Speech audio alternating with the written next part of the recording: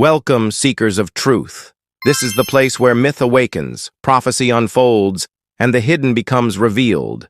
Here, where ancient faith meets revelation, where buried scriptures and hidden wisdom rise into the light. Every day at 11 a.m. Eastern Time, join us for a new revelation that may guide your soul. Subscribe, tap the bell, and share these blessings with your loved ones. Because God aids us in every situation at every time and showers His mercy upon us. The battle that should have been impossible. In the summer of 1314, a thunderstorm of destiny broke over the fields of Bannockburn. A mere 6,000 Scots, farmers, shepherds, rebels, stood against 20,000 English knights, archers, and infantry, the pride of medieval Europe. By every calculation of war, Scotland should have been crushed, absorbed, and erased from history. But what happened defied logic. The underdog rose, the seemingly weak became invincible, and a small nation carved its name into eternity. The Battle of Bannockburn was not simply a clash of armies, it was a confrontation of ideas. Freedom versus conquest, spirit versus steel, destiny versus despair. It became myth and memory, not only for Scotland, but for every people who would one day rise against empires. This is the story of how 6,000 Scots defeated 20,000 English knights at Bannockburn, a battle that fused history with myth, theology with strategy, and still echoes in literature, politics, and national psychology today. The world before Bannockburn. The context of the Wars of Independence, Scotland at the dawn of the 14th century, was not merely a kingdom, it was an idea under siege. After the death of Alexander III, Scotland's throne was contested, leading Edward V of England to assert dominance. Known as the Hammer of the Scots, Edward believed Scotland's independence had ended forever. But the Scots resisted, led by men like William Wallace, whose defeat at Falkirk left the nation battered but not broken. Into this void stepped Robert the Bruce, crowned King of Scots in 1306, excommunicated by the Pope, hunted by the English, but unwilling to surrender. Bruce's Scotland was fractured, impoverished, and bleeding, but also galvanized by a fierce will to endure. Bannockburn would be his crucible. England's power, Scotland's faith. England came with overwhelming force. 20,000 men, knights in armor, professional infantry, archers wielding the lethal longbow. They were the steel tide of Europe. Scotland had no such wealth. Barely 6,000 men, many lightly armed, some peasants with spears, others hardened rebels. Yet what they lacked in armor, they carried in faith. The Scots were infused with a spiritual theology of freedom, seeing themselves as chosen by God to resist tyranny. Their cause was more than survival. It was a sacred duty. Chroniclers note that Bruce himself prayed before battle, dedicating his army to divine justice, framing the English as Goliath, himself as David. This blending of biblical myth and political reality gave the Scots a psychological weapon greater than steel: belief. The landscape as ally. Where the English saw open fields, Bruce saw a weapon. Bannockburn's marshy terrain was treacherous for heavily armored cavalry. Bruce's strategy was not to meet the English head-on, but to turn the land into a trap. Narrow passes, hidden pits, and natural swamps became force multipliers. The English, weighed down by armor, were funneled into killing zones. The Scots fought in schiltrons, tight spear formations, like hedgehogs of death, nearly impenetrable to charging horses. It was as if the earth itself had risen to defend Scotland. The clash of kings. Edward II of England, unlike his father, lacked the ruthless genius of conquest. He underestimated Bruce, dismissing him as a rebel king.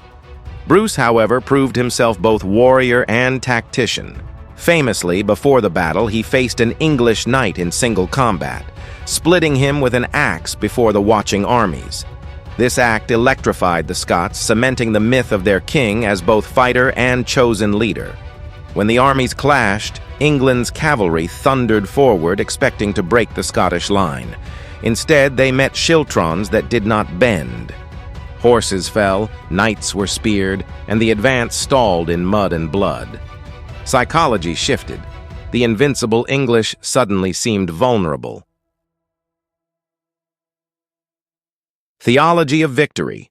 Medieval chroniclers described Bannockburn as not only a military victory, but a divine miracle. How else could so few defeat so many? The Scots interpreted their survival as proof that God had chosen their nation for freedom. This belief resonated deeply in a Europe where battles were often seen as judgments of heaven. Bannockburn became not just history, but theology made flesh. In later Scottish tradition, it became mythologized. Angels guiding spears, divine providence confusing English ranks, the echo of Psalm 46, God is our refuge and strength, woven into the collective memory.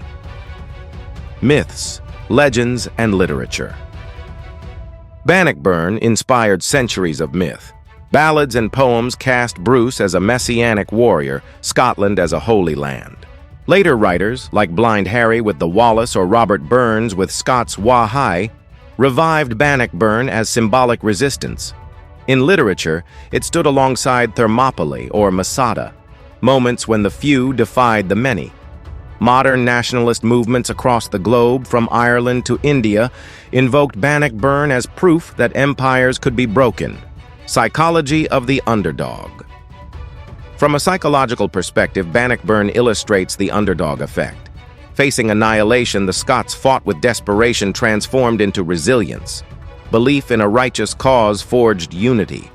The English, confident in superiority, collapsed when confronted with resistance they could not break. The illusion of invincibility turned to panic.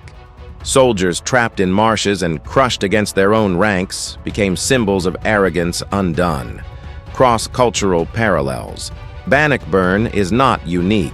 History is filled with echoes: the Greeks at Thermopylae, the Maccabees resisting empires, the Zulu defeating the British at Isandlwana, Vietnamese peasants against colonial powers.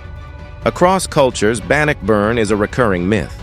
The small who conquer the mighty because spirit outweighs numbers. Aftermath and the fragile triumph. Victory at Bannockburn did not end the struggle. It opened a new chapter. Though Edward II's army was shattered and Scotland gained breathing space, the war for independence stretched on for another 14 years. The triumph emboldened Robert the Bruce, who systematically reclaimed castles and territories once lost. Yet Scotland remained under papal excommunication, and many European courts still recognized England's claim. It was not until the Treaty of Edinburgh-Northampton in 1328 that England formally recognized Scotland's independence.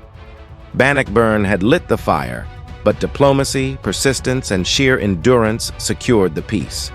The battle thus teaches a paradox: victory is never final in history. Even the greatest triumphs are fragile, vulnerable to shifting politics, leadership, and the tides of fortune. For Scotland, Bannockburn was both miracle and warning that freedom must be defended long after the field has fallen silent. Bannockburn's global legacy. Bannockburn transcended Scotland, entering the shared mythology of global resistance. Over the centuries, revolutionaries, poets, and politicians invoked its memory. Irish rebels cited Bannockburn as proof that the English crown could be humbled. American revolutionaries admired Bruce as a model of perseverance against empire. In the 20th century, leaders of anti-colonial struggles, from Africa to Asia, quoted Scotland's stand as evidence that the mighty can be undone by the resolute. In modern culture, Bannockburn resonates not only in political rhetoric, but in psychology. It is studied in military academies as a lesson in asymmetric warfare, in literature as a mythic narrative of freedom, and in popular imagination as a story of the underdog who dares to win. Bannockburn is not locked in the 14th century. It is a symbol carried into boardrooms, sports arenas, protest movements, and personal struggles. It whispers to all who feel outnumbered, the impossible can be done. You've just unlocked another chapter of sacred truth, and your journey with God's wisdom continues. Return tomorrow at 11 a.m. Eastern Time, when a fresh revelation may brighten your path and strengthen your faith. Be sure to subscribe and hit that bell so you never miss a blessing-laden episode. Share this scroll of knowledge with family and friends. For when truth is shared, God's mercy envelops us, guiding and blessing in every circumstance. Your curiosity is our compass. Tell us in the comments which mystery you'd like to explore next, and together we'll unveil it by His grace. Until next time, stay faithful, stay watchful. May God's mercy and blessings be upon you always.